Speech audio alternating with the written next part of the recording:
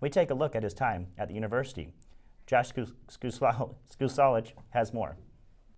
Harvey Perlman's time with the University of Nebraska started in 1963 when he entered the College of Law as a student.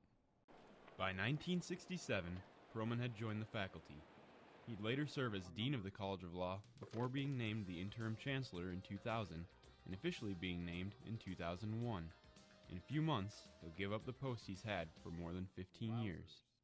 During his time as UNL's Chancellor, the student population has grown by 12%, and multiple buildings were built and updated, including the new College of Business.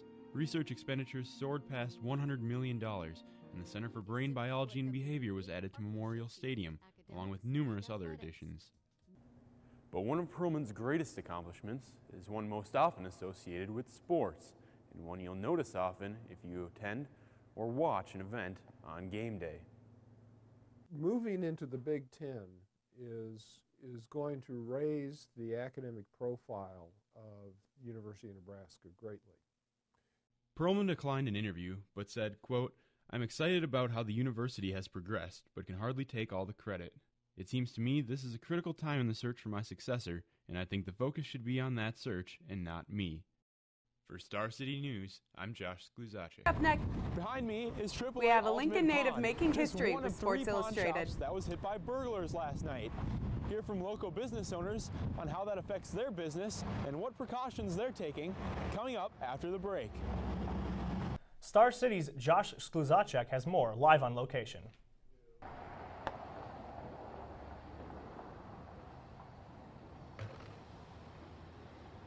Last night it took a couple of burglars just over 30 minutes to hit up 3 pawn shops. The owners didn't want to comment, so today I asked a couple of the surrounding business owners if they'll make any changes now. A day after getting burglarized, you can see the damage to the back door at AAA's pawn shop. The burglar is still unknown, but Jermaine Cobb was arrested last night in connection with the other 2 burglaries, and police believe he had help.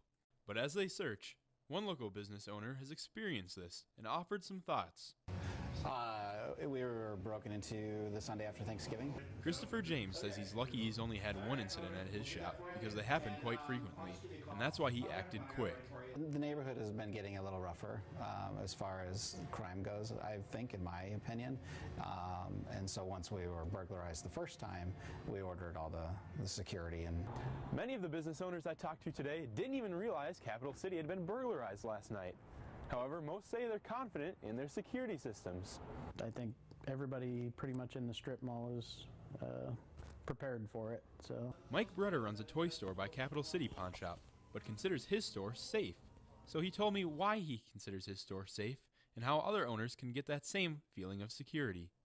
First thing to do is get an alarm system. That, for the most part, it scares them away.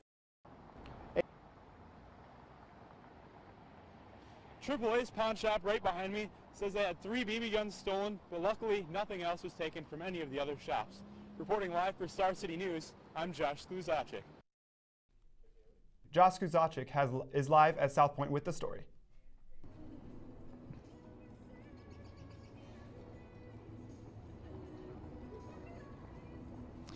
Yeah, guys, a new 1% tax here at South Point might have shoppers paying a little bit more in the future. My question today was, will it affect business?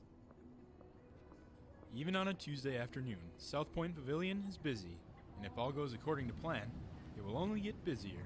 We wanted to partner with the city to have a public parking garage. So this is a parking garage. Obviously it's located at South Point, but it's for anybody. Anybody who wants to park here, take a bus downtown, take a bus to different parts of the city, drive somewhere else. This allows them to do it in a public way that is kind of helpful to everybody.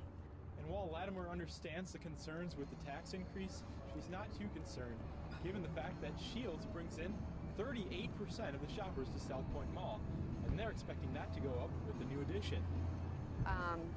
This new Shields store is going to be so fun and exciting I heard that they're going to have like scuba divers who feed the fish. You know, I mean, how fun is that going to be? So we think it's going to be a really great opportunity for everyone. And that great opportunity doesn't seem to bother many shoppers either. Well, I only come here really out of necessity anyway, so I'll probably pay the additional 1% tax.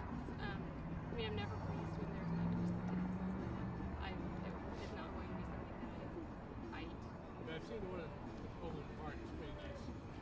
Now, Latimer stressed that the tax is only for the garage. Shields is completely paid for by the company. The tax also still needs to be approved by the city.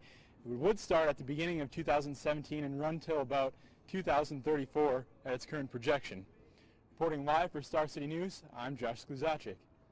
Josh will tell us how to manage some of our symptoms this season.